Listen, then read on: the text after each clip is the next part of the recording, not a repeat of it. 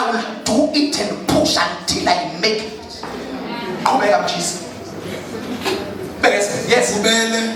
Yes. Ukulunga. Ukukholwa. Baba, faith asifundi go men of God. Men of God, professor. Hallelujah. Yes. And it was hallelujah. Faith, guys, faith. No. Ukukholwa. Shatalabahaya. Ukukholwa. Sikufunda kuhle. Oh, hallelujah. Ngibonge igama lenkosi. Ukukholwa uye esinamathela kuye bese sifundisa ukukholwa abesethi umbhalo wamaHebheru olungileyo uyophila ngokukholwa. Hallelujah. Ayi ngeke into yazi guys yazi naleli la isophelele umlanje lokhu nehlaleni yonke lokhu ngibawa tshona phezulu you know oh I know that thing yabona kukhona into efike lapha nje futhi umen of God yazi makimbona nje ngivele ngibone nje into zami nje ngoba futhi nje usemncane owakashadi so nje ngiyathandaza ngiyareceive by faith ukuthi uye you know uyazi nje make wathi nje receive ngivele ngireceive ngempela manje la isontweni lokho kuthiwa umezalo usebalale ngisineni yazileni si inkosi nani hayi ngeke nje ngokuze beni lo ithi inkosi nani lalela kanti nalapha unkosi nani mawunamathele kufa mkhize ithi nje bayisho ingane nje ithi dumisana usimakade dumiseni nasineni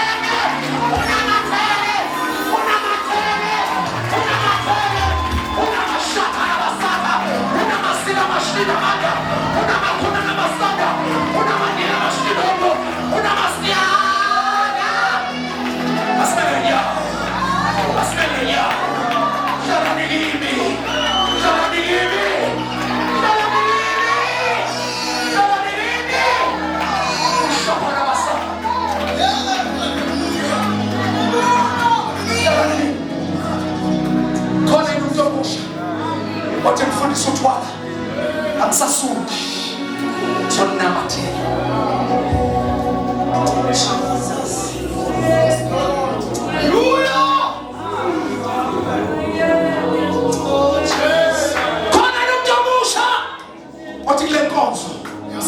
I am making a decision. So namatela Jesu. Ngeke utshele wenzani. Ngeke utshele yenzani kuwe. Hallelujah. Kuwe.